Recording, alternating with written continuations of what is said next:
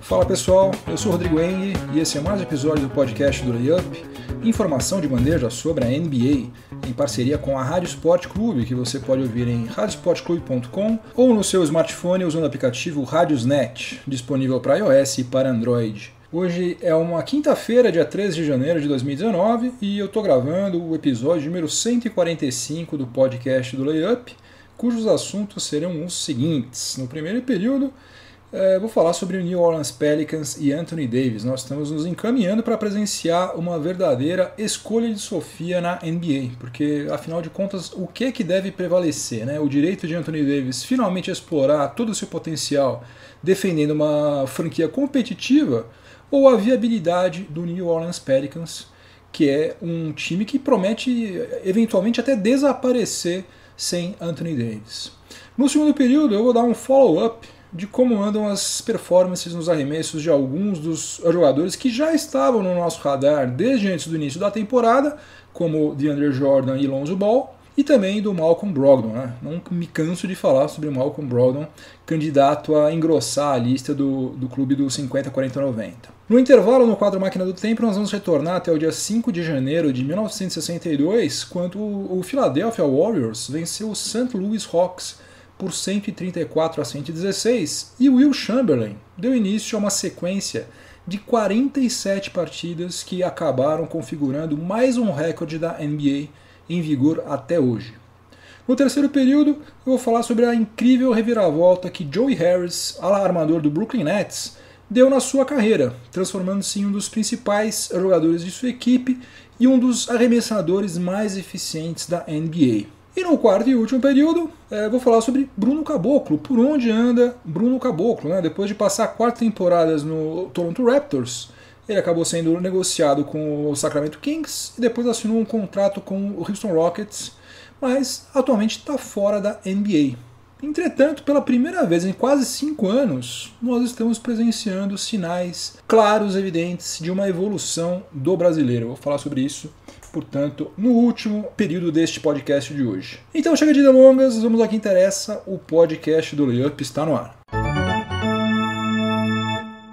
O New Orleans Pelicans acabou de ser derrotado por 126 a 121 pelo Brooklyn Nets e contou mais uma vez com uma performance monstruosa de Anthony Davis, que saiu de quadra com 34 pontos, 26 rebotes, que é o seu career high, né? 4 assistências e 3 bloqueios. Em condições normais de pressão e temperatura, o time que tem um cara desse tem condições plenas de sair de quadra com a vitória, principalmente se está jogando contra um time com campanha negativa e que está fora da zona de classificação para os playoffs, como é o caso do Brooklyn Nets. Só que o Pelicans também está com uma campanha negativa, ocupa apenas a 14ª colocação na Conferência Oeste, ou seja, é o penúltimo colocado, né?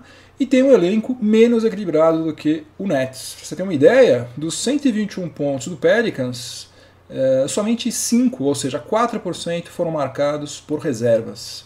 E 63% dos rebotes do Pelicans foram pegos por Anthony Davis. Portanto, o time de Louisiana está mais dependente do que nunca de Anthony Davis, e isso é sinal de que não vai chegar a lugar algum se continuar por esse caminho, né? Se nem o Will Chamberlain marcando 50 pontos por jogo numa liga que tinha somente 8 times conseguiu ser campeão, não vai ser o nosso amigo monocelha, por melhor que ele seja, que vai fazer isso agora, né? Que nós temos 30 times na NBA, o Oeste está recheado de jogadores talentosos para tudo quanto é lado. E olha que não dá pra gente exigir nada mais dele. Ele já está fazendo muito. Anthony Davis está com a maior média de minutos por partida, 37,3. Está com a maior média de pontos, 28,7, e a maior média de rebotes da sua carreira, 13,4.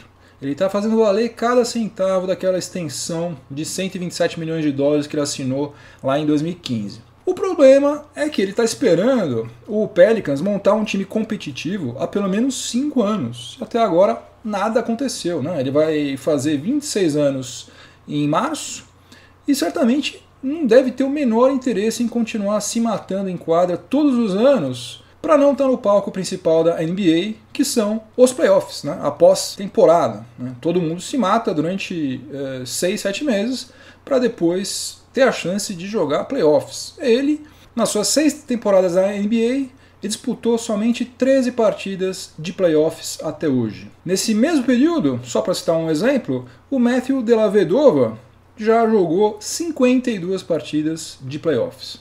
Portanto, é natural que em algum momento ele decida picar a mula de New Orleans, no que eu acho que ele fará muito bem.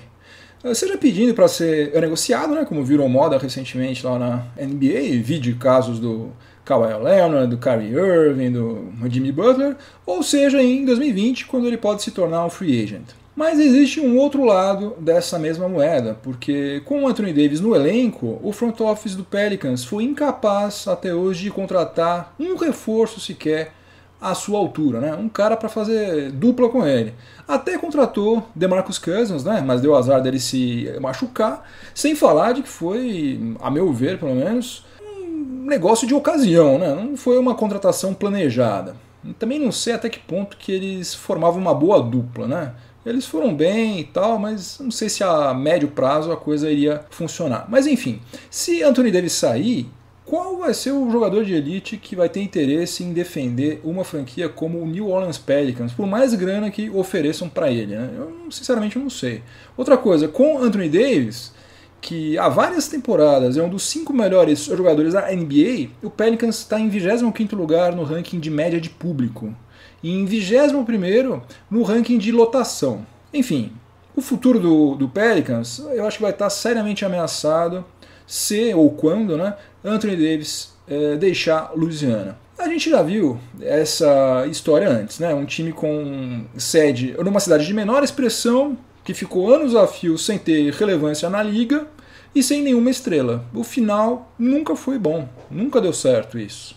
Né? A gente tem inúmeros casos como esse. Uma coisa é certa, a NBA não se mete nesses assuntos, ou seja, ninguém vai obrigar, direto ou indiretamente, o Anthony Davis a continuar em New Orleans, mesmo sabendo que isso vai fazer com que a receita da franquia afunde e o que, obviamente, também vai acabar prejudicando a liga como um todo. Mas o meu palpite é de que ele vai deixar New Orleans mais cedo ou mais tarde e que a partir daí só vão restar 2 caminhos, né? Ou o fundo do poço, sem escalas, ou de uma reorganização radical do front office do New Orleans Pelicans. A minha torcida, é claro, fica pela segunda alternativa. Né? Essa história de franquia mudar de sede, acabar e tal, é muito chato, é muito triste. Nenhum torcedor merece isso. No segundo período do podcast do Layup, em parceria com a Rádio Sport Clube, eu vou falar sobre as performances de alguns jogadores em especial no que tange aos arremessos de quadra, arremessos de 3 pontos e lances livres. Mas antes vou fazer um breve introito aqui. Né? Como no nosso país nós somos lobotomizados no âmbito esportivo, né? E, sei lá, 95% da mídia aberta só cobre futebol, apesar de toda a corrupção, violência, indigência também de nível técnico, a gente que acompanha NBA, nós odiamos quando alguém usa algum chavão do futebol no contexto da NBA, né? Ou faz aquelas comparações paupérrimas, sem pé nem cabeça, como o Stephen Curry é o Messi do basquete, é o Neymar do basquete, essas bobagens. Mas hoje eu vou abrir uma exceção, porque são justamente as exceções que confirmam a regra, e essa é uma delas. Durante a campanha da Copa de 94, quando nós somos tetracampeões, né, com o Romário carregando o time nas costas, o Roberto Baggio mandando a bola para o Avaí naquela cobrança de pênalti, o nosso técnico Carlos Alberto Parreira soltou a seguinte frase: o gol é um detalhe. Tudo bem que tinha um contexto, né? Ele não falou isso aí solto, né? Mas em qualquer contexto que você quiser colocar essa frase, é difícil você classificar o gol como um mero detalhe, né? O gol é o principal objetivo do futebol, né? Todo mundo tá lá para ver o gol, né? É o gol que ganha jogo, é o gol que ganha título, ganha taça, enfim. O gol é tudo, não é simplesmente um detalhe.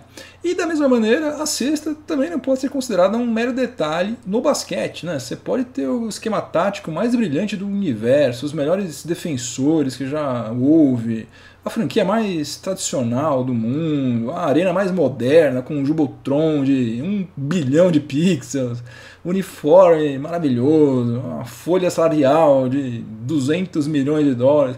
Se a bola não passar dentro daquele círculo de metal, né, e passar pela redinha, não adianta nada. Não adianta nada, tem que fazer cesta.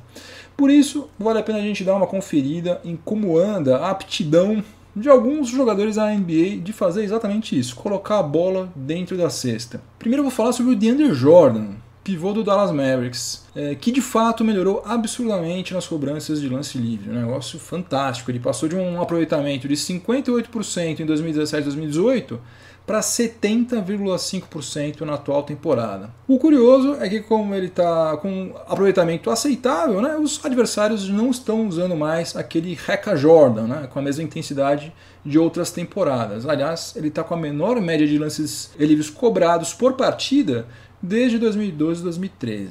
Agora, nos arremessos de quadra, ele está com o pior aproveitamento desde 2011 e 2012. E aqui é que a coisa realmente fica interessante, porque entre 2012 e 2013 e 2016 e 2017, ou seja, durante 5 temporadas consecutivas, DeAndre Jordan liderou a NBA em aproveitamento nos arremessos de quadra. Essa fase incrível dele rendeu a liderança no ranking de aproveitamento nos arremessos de quadra na história da NBA, com 67,1%. E esse período de 5 temporadas fantásticas, aí, que ele metia tudo para dentro, coincidiu com a presença de um cara chamado Chris Paul no elenco do Los Angeles Clippers, que cansou de deixar DeAndre Jordan de frente para o crime, né? Só tendo o trabalho de colocar a bola dentro da cesta. Na temporada passada, quando o Chris Paul já estava no Houston Rockets, o aproveitamento do DeAndre Jordan caiu de 71,4% para 64,5%. E na atual temporada, que está sendo a primeira do DeAndre Jordan em Dallas, ele está com um aproveitamento de 63,7%, que, como eu já disse, é a pior dele desde 2011 e 2012. Enquanto isso, o Clint Capela, que começou a jogar ao lado de Chris Paul, foi o líder da NBA em arremessos de quadra convertidos na temporada passada. Ou seja, o CP3 é um monstro, né? O cara consagra qualquer pivô que saia relativamente bem do chão. Um outro nome que merece a nossa atenção é o Lonzo Ball, armador do Los Angeles Lakers. Ele melhorou um pouquinho nos arremessos de quadra e nos 3 pontos também. Só que ainda está muito longe de ter uma performance razoável. E nos lances livres, aí que a coisa pega. A situação dele é desesperadora. Ele continua com um aproveitamento de apenas 45%. Que é péssimo para qualquer jogador de basquete, é horrível para qualquer jogador de basquete da NBA, é tenebroso para qualquer jogador de basquete que é armador titular na NBA. É assim, é a combinação pior que você possa imaginar. Esse aí é o segundo pior aproveitamento de um armador na NBA numa temporada desde Rajon Rondo, que teve aproveitamento de 39,7% em 2014 e 2015. Ou seja, a direção do Lakers conseguiu a proeza de reunir no mesmo elenco os 2 piores armadores na história da NBA em cobranças de lances livres. Não por acaso, o Lakers tem o pior aproveitamento em lances livres da NBA, com 68,8%. Complicada a situação do Lonzo Ball, né? Porque ele é um cara diferenciado, já mostrou isso, tem bola para fazer carreira na NBA, isso é um nome importante. Agora, voltando àquele introito, né? Fazer cesta não é apenas um detalhe, né? Em algum momento a bola dele precisa começar a cair. E o arremesso dele só vai melhorar quando ele mudar a mecânica, né? Que continua a mesma miséria que foi na temporada passada. Passou a off-season, não fizeram nada, ele continua uma porcaria. E eu vou ser praticamente obrigado a voltar a falar sobre o Malcolm Brogdon, armador do Milwaukee Bucks, que continua fazendo uma temporada fantástica. Ele está com 51,1% de aproveitamento nos arremessos de quadra, 44,3% nos 3 pontos e 98,2% nos lances livres. Como eu já falei em um outro episódio até recente, sei lá, deve fazer um mês mais ou menos, eu falei sobre isso, ele está caminhando a passos largos para entrar no clube do 50-40-90, né? E além disso, ele pode quebrar o recorde do espanhol José Calderón, que em 2008-2009 registrou aproveitamento de 98,05% nos lances livres defendendo o Toronto Raptors. Naquela temporada, o Calderón cobrou 154 lances livres e desperdiçou somente 3. Imagina um negócio desse. Você sozinho, sem pressão de torcida, de nada, se você for para uma quadra e você cobrar 154 lances livres, com toda a calma do mundo, sem pressão, respirando, e você conseguir errar somente 3, já vai ser um negócio incrível. O cara fez isso na NBA. Sensacional. Mas enfim, o grande funil para o Malcolm Brogdon superar o José Calderón é que existe um número mínimo de lances livres que ele precisa converter na temporada para essa porcentagem dele ser considerada pelas estatísticas oficiais da NBA. Ele precisa converter pelo menos 125 lances livres ao todo e em 33 partidas até agora ele já converteu 56. Então dá para chegar nos 125, mas eu acho que vai ser emocionante, aí vai ser na bica. Vamos acompanhar isso aí até o final. E já que eu falei mais uma vez do clube do 50-40-90, eu tenho que fazer menção a pelo menos outros 3 jogadores que estão flertando com esse clube aí, estão querendo virar sócio, embora as chances sejam bem reduzidas, eu acho muito difícil, mas vale a pena a gente mencioná-los. Tobias Harris, do Los Angeles Clippers, o Marcus Morris, do Boston Celtics e o Davis Bertans, do San Antonio Spurs. No intervalo do podcast do Layup, em parceria com a Rádio Sport Clube, nós temos hoje o nosso quadro Máquina do Tempo. Eu arranjei aqui os nossos controles para a gente aterrissar em Filadélfia, no dia 5 de janeiro de 1962, para a gente presenciar a partida entre o St. Louis Hawks, o atual Atlanta Hawks, e o Philadelphia Warriors, atual Golden State Warriors. E esse jogo aí foi vencido pelo mandante, por 134-116. Esses times aí tinham 3 coisas em comum, pelo menos, né? Os dois tinham sido campeões há apenas alguns anos, né? O Warriors tinha sido campeão em 56 e o Hawks em 58. Os dois times também dependiam demais dos seus homens de garrafão, o ala pivô Bob Pettit no Hawks e o Will Chamberlain no Warriors. E os dois times também estavam vivendo à sombra do Boston Celtics, que já tinha conquistado 3 títulos consecutivos e ainda conquistaria outros 5 até ser interrompido pelo Philadelphia 76ers em 1967. Nessa época em que o Boston Celtics mandava na NBA, não restava muito espaço para os outros times se destacarem, como vocês já perceberam, mas existia um jogador que estava construindo uma reputação ainda maior do que de algumas franquias da NBA. Ele mesmo, Will Chamberlain, né? Foi nessa temporada que o Chamberlain registrou as médias de 50,4 pontos e 25,7 rebotes por partida.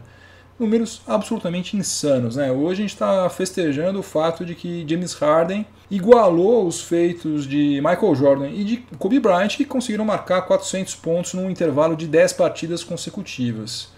Ou seja, média de 40 pontos em 10 jogos seguidos. O Will Chamberlain, ele teve média de 50 pontos em uma temporada, não foi em 10 jogos. Sim, média de 50 pontos em uma temporada. Surreal. E um dos motivos pelos quais o Will Chamberlain conseguiu fazer isso, além de ser o jogador mais dominante de todos os tempos, que chegou até a obrigar a NBA a mudar as dimensões do garrafão, foi o motivo pelo qual nós estamos visitando esse jogo do dia 5 de janeiro de 62.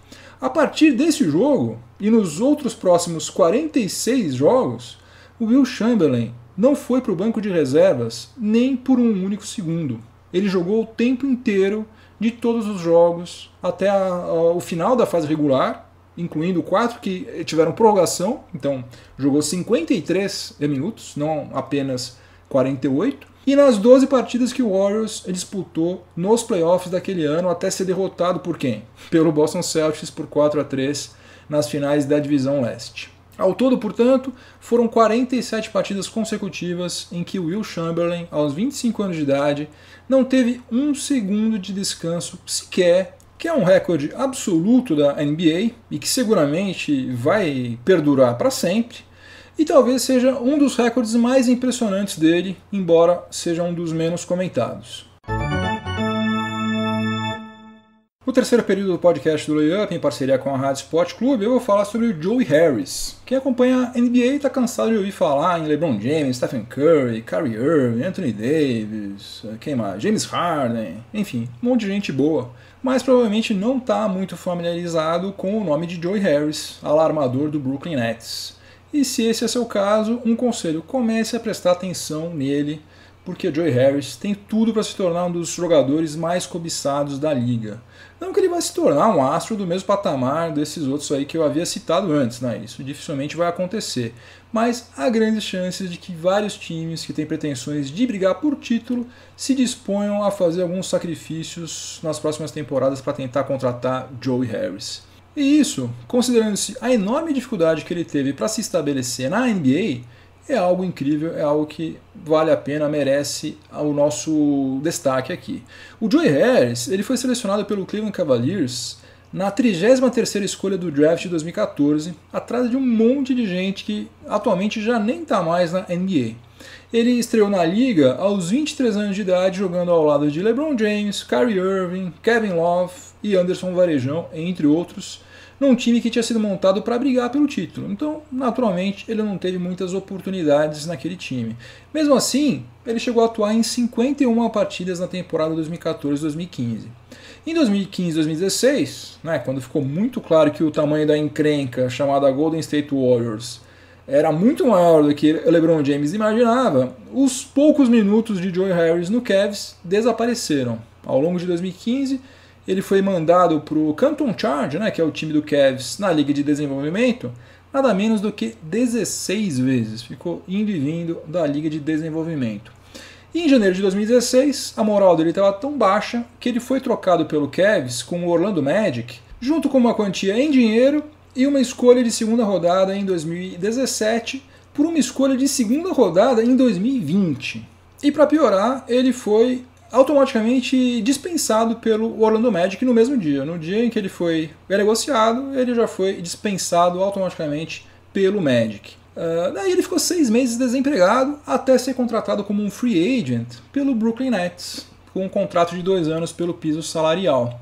Na temporada passada, ele já tinha mostrado que tinha qualidade. Ele acabou 2017-2018 com um aproveitamento de 49,1% nos arremessos de quadra, 41,9% nos 3 pontos e 82,7% nos lances livres, além de uma média de 10,8 pontos em 25 minutos por partida. O Sean Marks, general manager do Nets, que de trouxa não tem nada, ofereceu ao Joe Harris, na última free agency, um contrato de $16 milhões em 2 temporadas. E ao contrário de um monte de jogador cujo desempenho despenca depois de assinar um bom contrato, o rendimento do Joe Harris continua subindo em 2018 e 2019. Ele está agora com 51,1% de aproveitamento nos arremessos de quadra, 48,9% nos 3 pontos e 83% nos lances livres, registrando média de 13,6 pontos em 30 minutos por partida. Hoje, o Joe Harris é um dos jogadores mais eficientes da liga em catch and shoot, aquela bola que o cara recebe o passe e já pimba, já manda a pera. Está com média de 6,6 pontos e absurdos 76,6% de aproveitamento efetivo em arremessos desse tipo. Esse aí é o perfil do jogador que todo time competitivo sonha em ter no seu elenco e que vai continuar sendo valorizado na NBA por muitos e muitos anos. Basta a gente lembrar, por exemplo, que o Philadelphia 76ers pagou $23 milhões ao J.J. Redick por uma temporada apenas, e o Kyle Korver, que está chegando nos 38 anos de idade, continua tendo mercado na liga, acabou de ser contratado pelo Utah Jazz. E hoje, Cavs e Magic não têm nos seus respectivos elencos nenhum ala armador que chegue aos pés de Joe Harris em matéria de eficiência. Agora, por mais cobiçado que ele venha a ser, seria bacana se a volta por cima de Joe Harris continuasse ajudando o Brooklyn Nets a também dar a volta por cima, Afinal, foi o Nets que manteve Joe Harris na NBA. O contrato dele vai até julho de 2020 e eu vou estar na torcida para que ele continue lá em Brooklyn. No último período do podcast do Layup, em parceria com a Rádio Sport Clube, eu vou falar sobre o Bruno Caboclo. Eu fui assistir vários jogos do Pinheiros no final de 2013 por causa do Leandrinho, que depois voltaria para a NBA para defender o Suns e depois, como vocês sabem, o Warriors, onde ele acabou sendo campeão. E naquela época eu me empolguei com o Bruno Caboclo, né? Quem treina aprende a arremessar, aprende a marcar, aprende a se posicionar em quadra, mas não tem nenhum treino no mundo que faz alguém ter a altura e ter a envergadura que ele tinha aos 17 anos de idade.